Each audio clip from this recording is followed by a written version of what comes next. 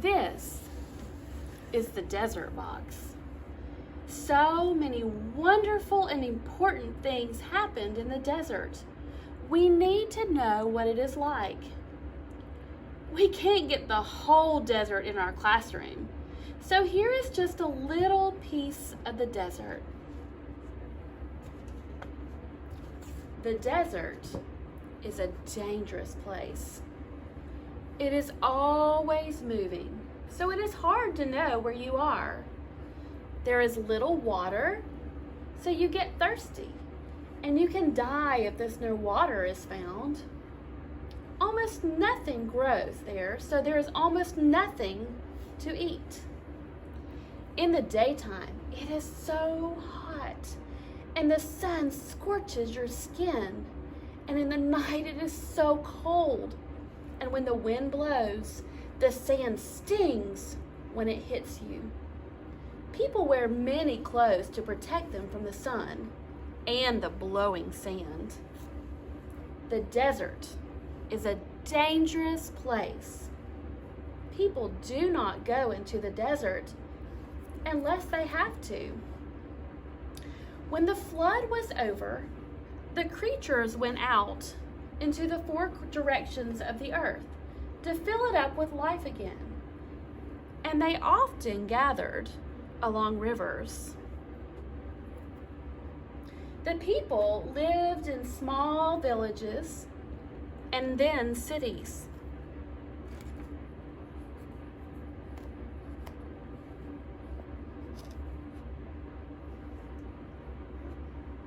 One of the most ancient and greatest in all these cities was called Ur.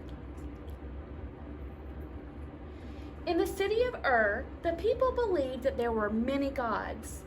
There was a god for every tree, every rock, every flower. There was a god of the sky and the clouds, the water and the land. The world was alive with gods. But there was one family that believed that all of God was in every place. They did not yet know that, but that is what they thought. Abram and Sarai were a part of that family. And when it came time to move, they were not sure that God would be there, so they wondered what the new place would be like. They walked toward Haran with their sheep and their donkeys.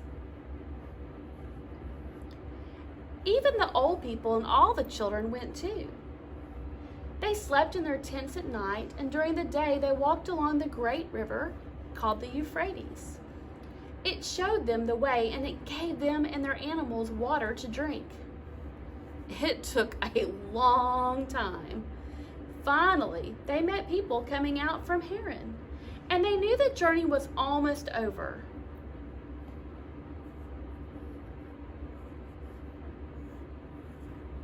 And then they were there. Sometimes Abram would go out to the edge of the desert and look out across the sand and into the sky.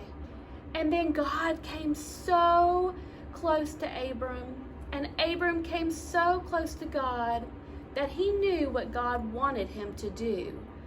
God wanted Abram and Sarai to move on again to another new place. Abram and Sarai did what God said. They went into the desert to the west of Haran and walked toward Canaan. They went with all their sheep, their tents, and many helpers. Abram's brother's son Lot also went with them, and this time there was no river to show the way or to give them water to drink. And then finally they came to a place called Shechem.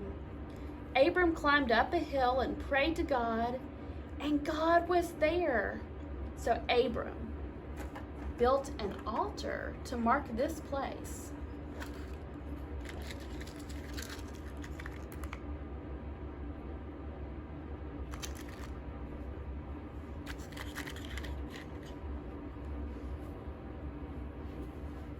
And then they went on.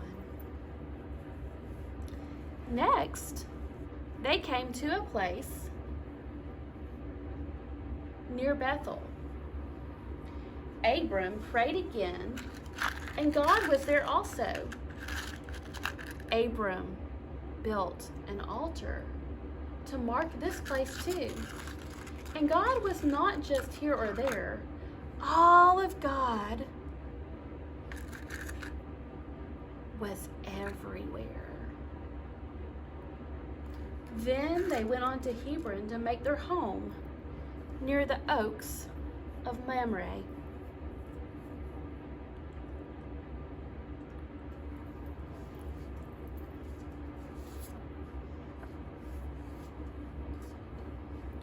One night, God brought Abram outside, and he looked up into the sky, and God came so close to Abram, and Abram came so close to God that Abram knew what God was saying.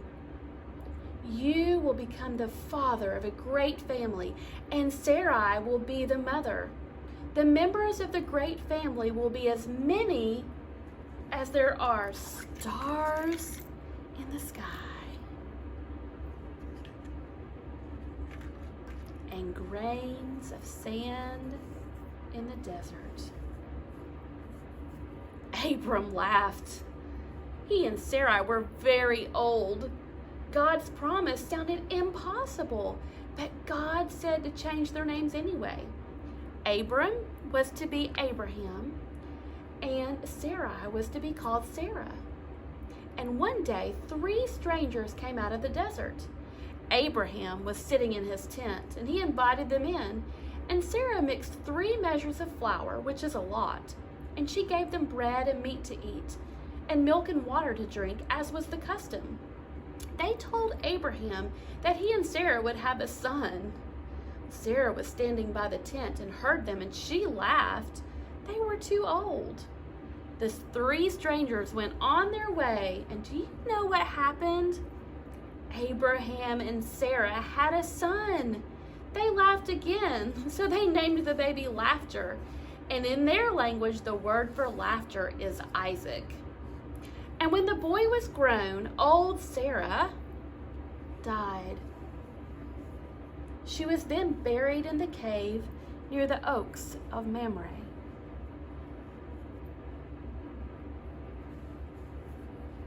Abraham was lonely.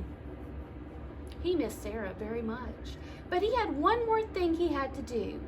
He sent his most trusted helper back to the land of his people, and he wanted to find a wife for Isaac. Abraham's helper stopped by a well in the evening, and Rebekah offered to give him some water. She then helped him give water to his animals, and she was as full of courage as she was kind. Rebekah then invited him home, and he told her family about Abraham and Sarah and the great family. Rebekah decided she would like to be a part of that great family, so they went across the desert, then past Shechem and Bethel toward Hebron. Isaac saw them coming and came out to meet them, and then Isaac and Rebekah were married. Now old Abraham was very old and full of years, and he died and was buried with Sarah in a cave by the trees. Then Isaac and Rebekah had children, and their children had children, and those children had children. This went on for thousands and thousands of years until your grandmothers and grandfathers had children. And then your mothers and fathers had children. Now you are a part of that great family that has become as many as the stars in the sky and the grains of sands in the desert. Now, I wonder what part of the story you liked best. I wonder where you saw yourself in this story. Were you somewhere in this story? I wonder what part you think is most important. I wonder if there there is a part of this story we could leave out and still have all the story we need.